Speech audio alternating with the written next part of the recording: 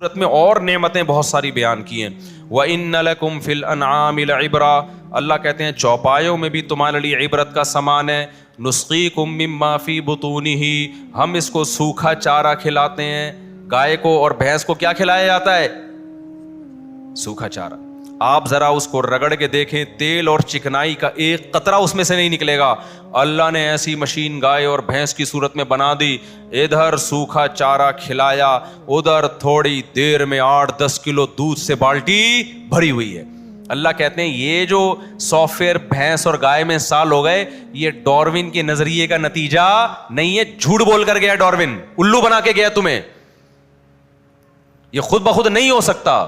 اتنی پیچیدہ مشین یار سوکھا چارہ کھا رہی ہے اور نکال کیا رہی ہے؟ چکنا گاڑا دودھ. اسے گرم کرو اتنی موٹی ملائی, اسے گرم کرو اتنا سارا گھی. روز ہماری گائے دیکھ لو, اللہ کا شکر ہے 16 دے رہی ہے, 18 کلو پہ آ گئی ہے بھائی. پتہ نہیں وہ ہمارا گائے, وہ بھی بیچارہ گائے کی طرح ہی ہے.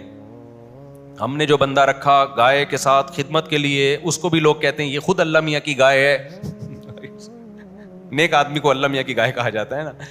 تو 16-17 کلو اللہ کا شکر ہے روزانہ ہماری گائے کا دودھ ہے.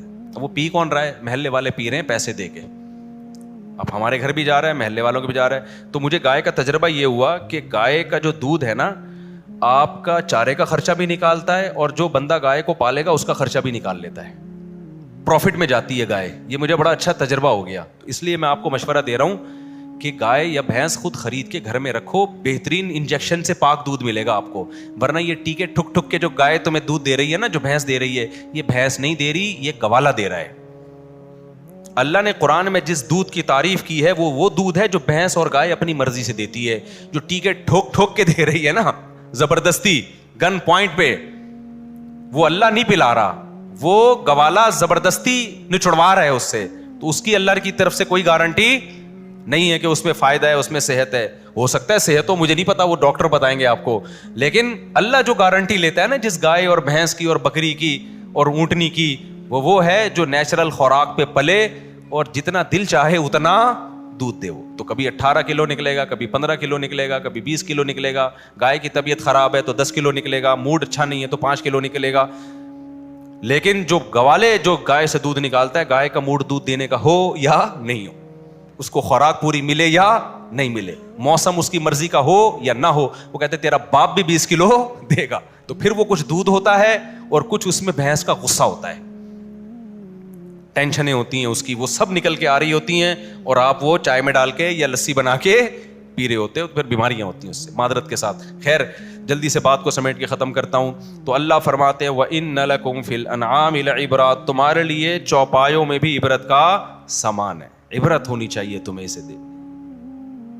ہم سوکھا چارہ کھلاتے ہیں. نسقیکم مما فی بطونہ من بین فرث ودم, اسی سوکھے چارے سے گوبر بنتا ہے, اسی سوکھے چارے سے خون بنتا ہے. خون کو دیکھو اور گھاس کو دیکھو, گوبر کو دیکھو اور گھاس کو دیکھو.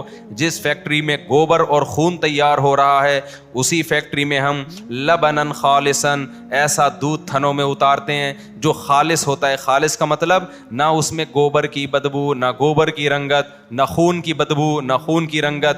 یہ تو اس کی کلر دیکھو کیسا وائٹ, اور مزے کا کتنا, سائغ للشاربین, پینے والوں کے حلق میں پھسلتا چلا جاتا ہے. وہ تازہ تازہ گرم دودھ ذرا آپ ایک دفعہ اپنے خرچے پہ نکال کے پی کے دیکھیں, مزہ نہ آئے پیسے واپس. اس جیسا ذائقہ کسی دودھ میں نہیں ہوتا. وہ ہوتا ہے اصل تازہ دودھ.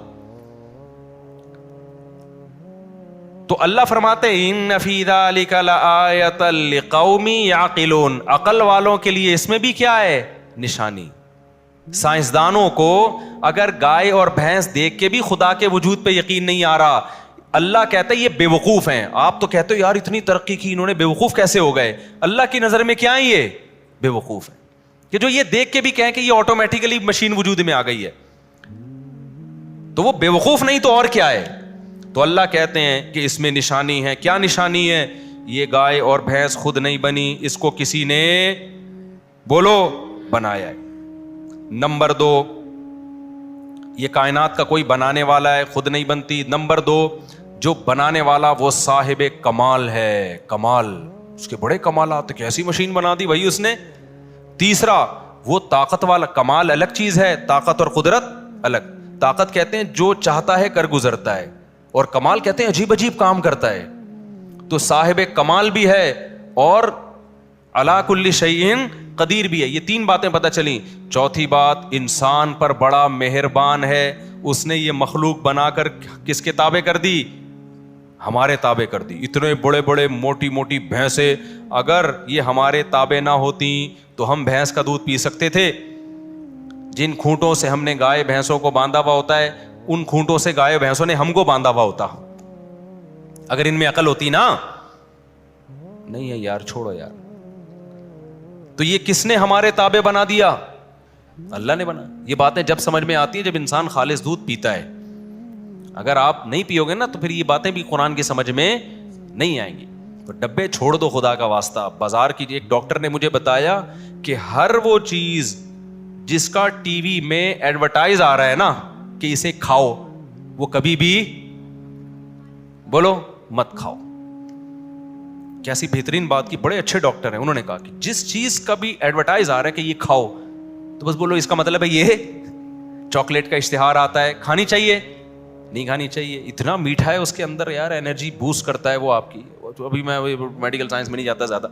تو اور کیا نام ہے آپ کا, ڈبے کے دودھ کے فضائل آئیں گے تو اس کا مطلب نہیں پیو, ٹھیک ہے نا. اور بہت ساری چیزیں بھی زیادہ نہیں ہمارا وہ سارا درس رہ جاتا ہے.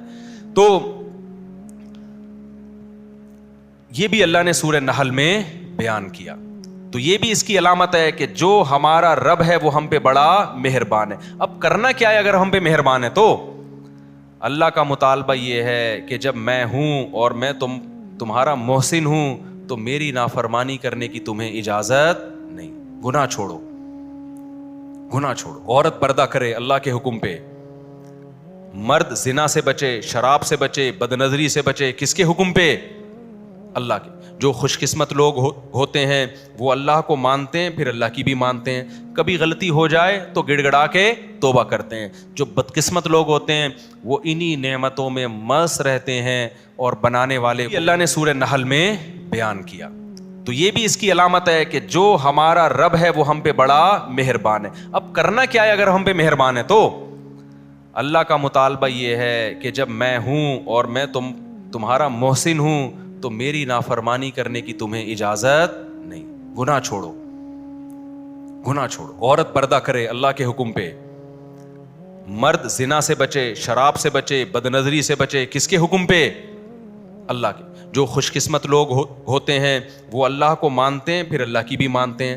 کبھی غلطی ہو جائے تو گڑ گڑا کے توبہ کرتے ہیں. جو بدقسمت لوگ ہوتے ہیں وہ انہی نعمتوں میں مست رہتے ہیں اور بنانے والے